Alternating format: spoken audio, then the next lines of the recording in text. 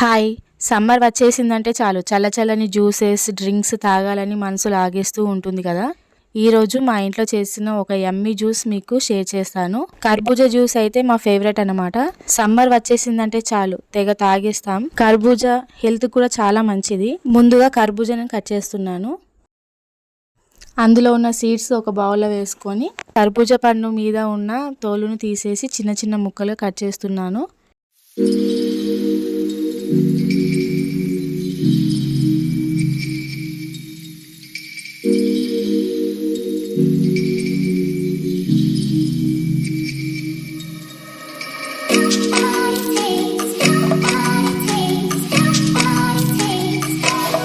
నా channel first time చూస్తున్నట్టయితే subscribe చేయండి, లైక్ చేయండి, మీ ఫ్రెండ్స్ అండ్ రిలేటివ్కి షేర్ చేయండి. పిల్లలకి ఇప్పుడు హాఫ్ డే ఉంటుంది కదా స్కూలు, వాళ్ళు వచ్చేసరికి ఇలా జ్యూస్ రెడీ చేసి ఇస్తే వాళ్ళు హ్యాపీగా తాగుతారు. ఇలా కట్ చేసుకున్న ముక్కలను ఒక మిక్సీ జార్లో వేసుకోవాలి. నెక్స్ట్ ఇందులో 2 స్పూన్స్ చక్కెర, టీ గ్లాస్ మిల్క్ని యాడ్ చేసి గ్రైండ్ చేయాలి.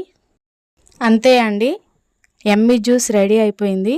ఈ జ్యూస్ని అప్పటికప్పుడు తాగే కంటే కాసేపు ఫ్రిడ్జ్లో పెట్టుకొని తాగితే ఇంకా చల్లగా బాగుంటుంది. ఇందులో నేను సజ్జ గింజలను యాడ్ చేస్తున్నాను. ముందుగా సజ్జ గింజల్ని ఒక 10 మినిట్స్ నానబెట్టుకోవాలి. నానబెట్టుకుంటే ఇలా అవుతుందండి. ఇప్పుడు సమ్మర్ కదా, సజ్జ గింజలు హెల్త్కి చాలా మంచిదండి. ఇవి మార్కెట్లో దొరుకుతుంది. నెక్స్ట్ బాదం పప్పు చిన్న చిన్నగా కట్ చేసుకొని యాడ్ చేశాను. అంతే అండి, యమ్మీ జ్యూస్ రెడీ అయిపోయింది.